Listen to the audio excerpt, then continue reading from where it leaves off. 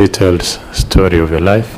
I'll now allow members to ask you questions. As I do that, let me acknowledge the team that flanked you to give you support. You're most welcome. Feel comfortable.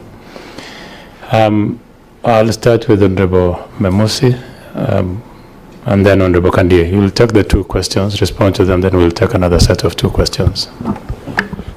Thank you, Chair. And Chair, let me begin by congratulating Mama for her nomination. And Chair, I must say that we have vetted many nominees, but I've never seen a nominee coming up with the speeches and photos. This is very impressive. Congratulations. Having said that, Kenya has been positioning itself as a leader in carbon markets and innovative climate financing mechanisms, including participation in international tax and climate finance initiatives. What specific diplomatic, legal, and partnership-driven actions will you take at UNEP to 1, expand Kenya's participation in carbon markets and bilateral or multilateral carbon trading arrangements, and B, attract climate finance flows to Kenya and other developing countries, and lastly, ensure mechanisms comply with international standards while delivering measurable environmental and economic benefits? That's just one of formal questions. And an informal question, Mama, having listened to your background and knowing the kind of fight you have fought. A rural girl looking at you, watching you, a village girl who inspires, who has been inspired by you, who is thinking, how would I have ever achieve what Mama Ida has achieved? What would you tell this rural girl watching you from all corners in this country? Thank you. Thank you, Chair. Hang on, Mama Ida, there is one more question, then you can respond to that. Thank you, Chair. I want also to congratulate the nominee for the exemplary for the presentation she has given us. However, I have one question. UNEP mandate increasingly links environmental sustainability with health, education, food systems, and social resilience, areas reflected in your philanthropic work. How will you promote an integrated approach that aligns environmental diplomacy with Kenya's socio-economic development priorities and sustainable development goals, SDGs? Thank you, Chair. You may respond to those 3 questions the way you understand them.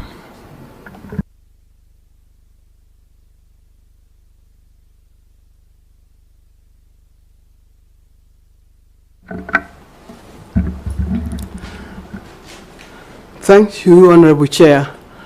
I think these are very interesting questions.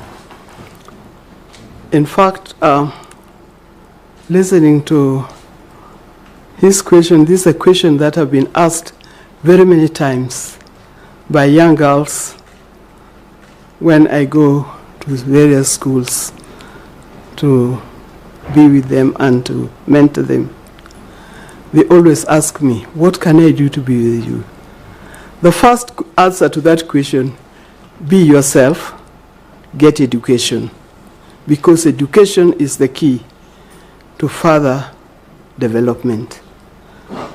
If you can do that, then heaven is the limit. You can go anywhere. And work hard. Don't forget issues of integrity, faithfulness, hard work, and all the things that go with it. Don't forget to pray in the morning when you wake up. Tell God, lead me where I'm going to. And at evening when you go to bed, thank God for the day that you've gone through. That's what I tell them. Listen to your elders. All those basic things will enable them to move higher.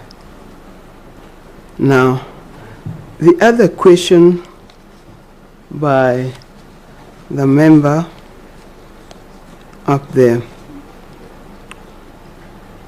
you are talking about mobilization. You are talking about what we'll do to sustain, to put Kenya in the global map, isn't it? I think I got you correct. Now, when it comes to that, in Kenya, we have our own standards, but Kenya is a part of the global community with those standards.